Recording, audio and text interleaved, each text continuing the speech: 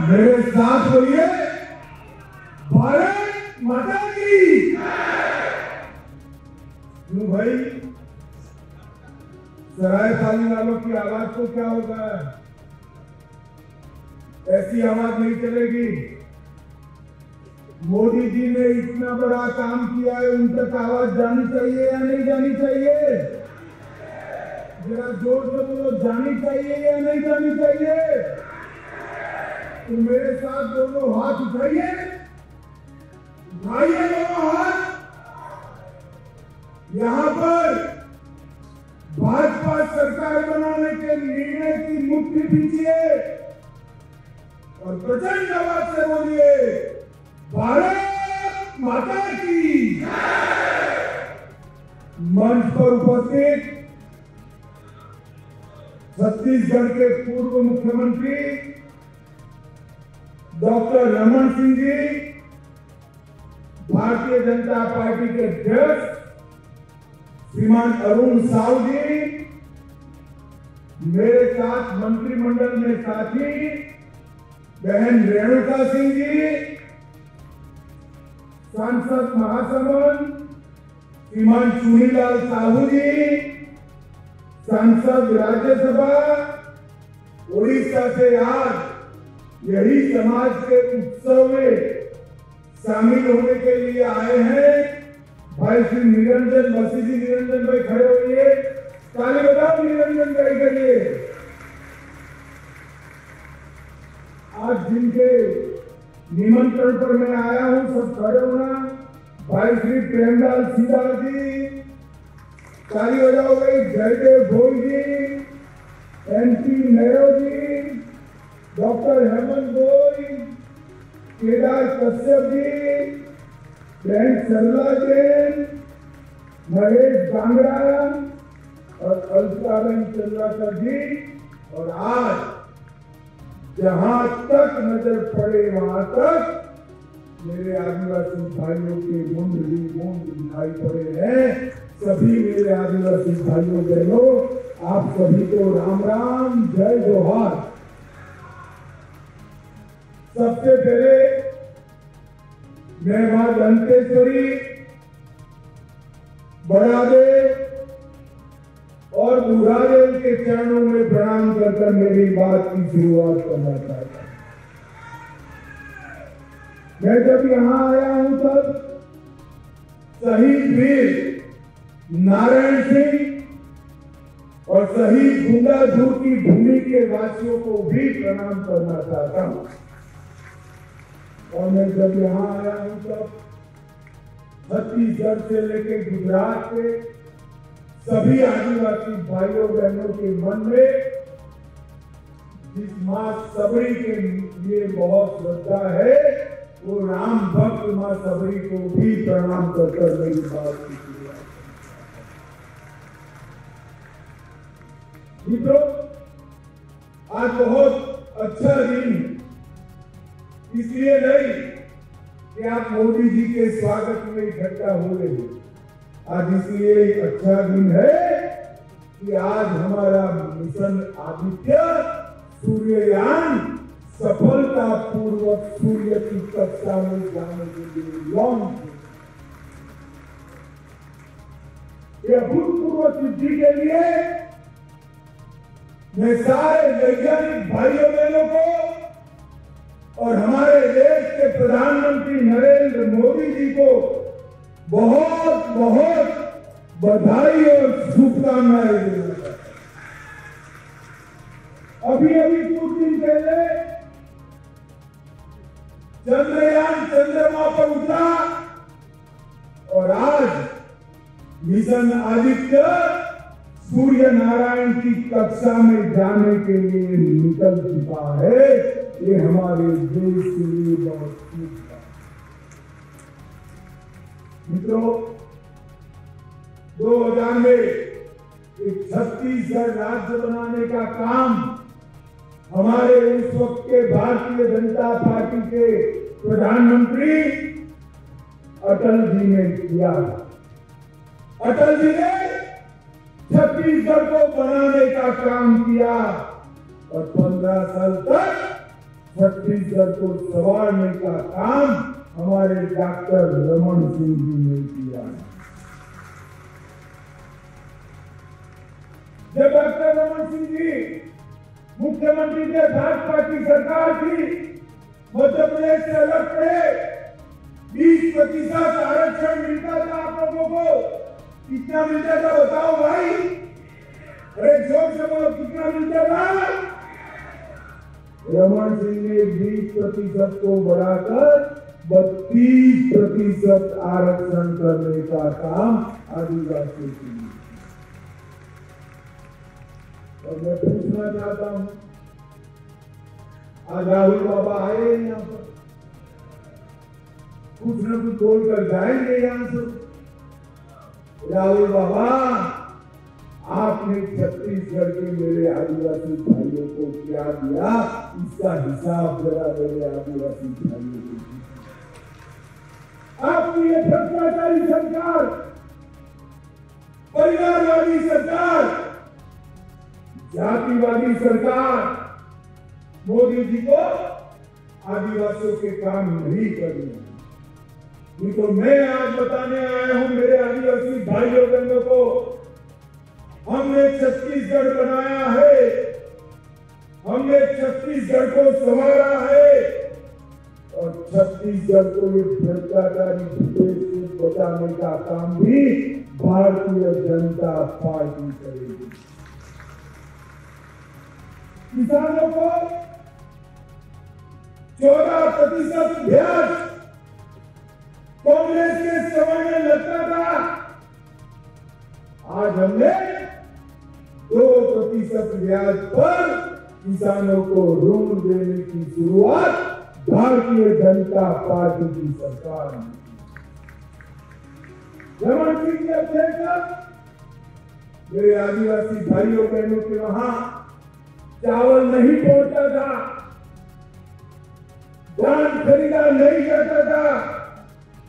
हमारे चावल वाले बाबा रमन सिंह जी ने पीडीएस की व्यवस्था को सुचारू कर गरीब के घर में चावल भेजने की शुरुआत। कोरोना आया, हमारे प्रधानमंत्री नरेंद्र मोदी जी ने सबसे पहले आदिवासी भाइयों की चिंता करी। भाइयों बहनों बताओ, दोनों टीका आपको लगाया है या नहीं लगाया है? जरा जिसको दोनों टीका मोदी का लगाओ, हाथ ऊपर उठाए जरा। लगाए ना?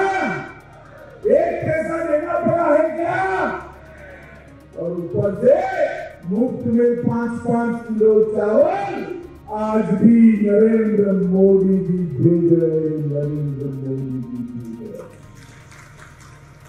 जो 5 किलो चावल एक्स्ट्रा भेजा, वो कौन खा गया भाई बताओ?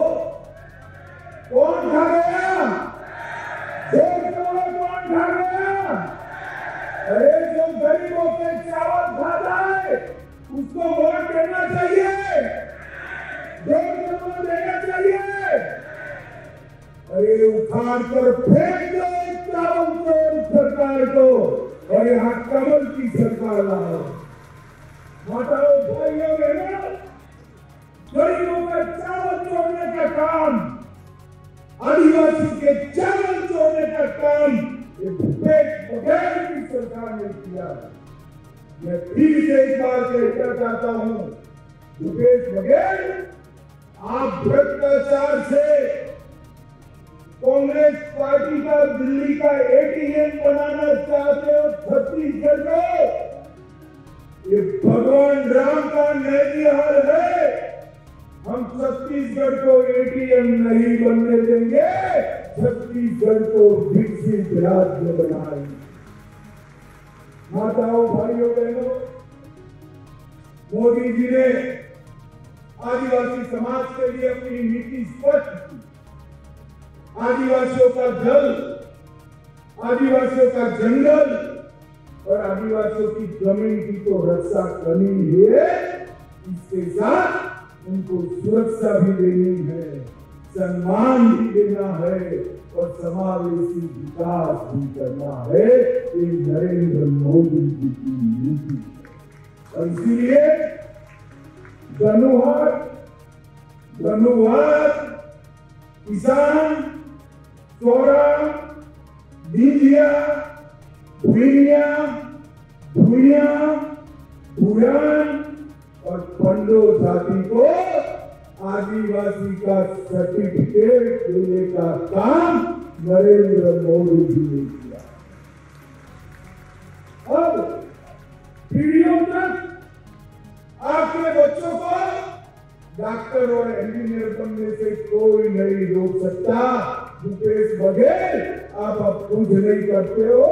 हमारे भूइया और भुआन और पंडो, धनुवार और धनुवार, किसान, सोरा और भीजिया जाति के बच्चे भी अब कलेक्टर भी बनेंगे, डॉक्टर भी बनेंगे और इंजीनियर भी बनेंगे। कितने सालों से मध्य प्रदेश के अलग हुए तब से 2003 से ये अन्याय था। 2003 में रमन सिंह जी ने अन्याय को थोड़ा बोला, जितना उनका अधिकार था इससे दूर करा, सर्कुलर निकाला, मगर इससे शिक्षा के दाखिले नहीं मिलते, नौकरियां नहीं मिलती थी। मोदी जी ने राज्यसभा लोकसभा में बिल पास किया और आज आप सभी को पीढ़ियों तक नौकरी भी, शिक्षा भी और विकास के काम भी मिलने का अधिकार हो गया है। सभी लोग दोनों हाथ उठाकर नरेंद्र मोदी जी के धन्यवाद का ताली लगाइए। मेरे साथ बोलिए, धन्यवाद मोदी जी, धन्यवाद मोदी जी, धन्यवाद मोदी जी।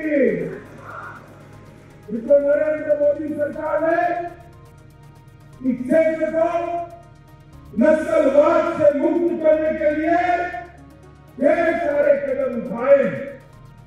जनजाति स्वतंत्रता सेनानियों के म्यूजियम बनाए और पहली बार हमारे पास वाले उड़ीसा से ही एक गरीब परिवार की बेटी द्रौपदी मुर्मू को महामहिम द्रौपदी मुर्मू बनाने का काम भारतीय जनता पार्टी आजादी के 75 साल तक गांधी परिवार की सरकारें रही। कोई आदिवासी बेटे को राष्ट्रपति नहीं बनाया। मोदी जी को मौका मिला, द्रौपदी जी को राष्ट्रपति बनाने का काम मोदी जी ने किया। तो बहन रेणुका जी यहाँ बैठी है, यही के जनजाति समाज की बहन है, उनको भी सम्मान के साथ मंत्री बनाने का काम भारतीय जनता पार्टी ने किया। और तो इसीलिए चिन्ना गहलोत, टीएमओर, हिरोली, बेदरे, मरका, कोंडा मरका, ये सारे गांवों में कई सालों के बाद पहली बार 15 अगस्त को तिरंगा झंडा फहराता हुआ दिखाई पड़ा है। ये मोदी जी की कमाल है। मोदी जी ने आदिवासी भाइयों का बजट, एसटी कंपोनेंट का बजट 24,000 करोड़ कांग्रेस छोड़कर गई। कितना था भाई, बोलो, जोर से बोलो। मोदी जी ने 24,000 से बढ़ाकर 1,19,000 करोड़ करने का काम नरेंद्र मोदी जी ने किया। और एकलव्य मॉडल आदिवासी स्कूल के पीछे 21 गुना पैसा बढ़ाकर 6,000 करोड़ रुपया एकलव्य मॉडल आदिवासी स्कूल के लिए खर्चा किया। और डीबीटी के माध्यम से शिक्षा की फीस पहुंचाई, ऑनलाइन निगरानी प्रणाली लाई और जो मिनरल पर, जो खदानों में से मिनरल निकलता है उसका एक हिस्सा मेरे आदिवासी बच्चों के विकास के लिए डिस्ट्रिक्ट रूरल फंड के माध्यम से देने का काम नरेंद्र मोदी जी 2047 तक सीकर शहर को समाप्त करने की योजना लाए। और हमारे जब रमन सिंह जी थे तब ढेर सारे आदिवासी विकास के काम रमन सिंह जी ने किए थे। मैं आपको बताना चाहता हूँ, तेंदुपत्ता को तोड़ने वाले भाइयों के पैर में, बहनों के पैर में चरण पादुका देने का काम हमारे रमन सिंह जी ने किया था, भारतीय जनता पार्टी ने। तो तेंदुपत्ता का जब बात निकला है तो मैं कहना चाहता हूँ, पहली बार रमन सिंह से आपको बोनस बारंबार मिलता था। 2020 और 21 ये आदिवासी विरोधी भूपेश बघेल ने बढ़ी हुई कीमतों का लाभ तेंदुपत्ता का नहीं लिया, बोनस नहीं दिया। और कांग्रेस ने 2 वर्षों में 23 लाख मानक बोरा, 32 लाख मानक बोरा, 23 लाख मानक बोरा ही खरीदा। और भारतीय जनता पार्टी 17-18 में 32 लाख मानक खरीदी थी।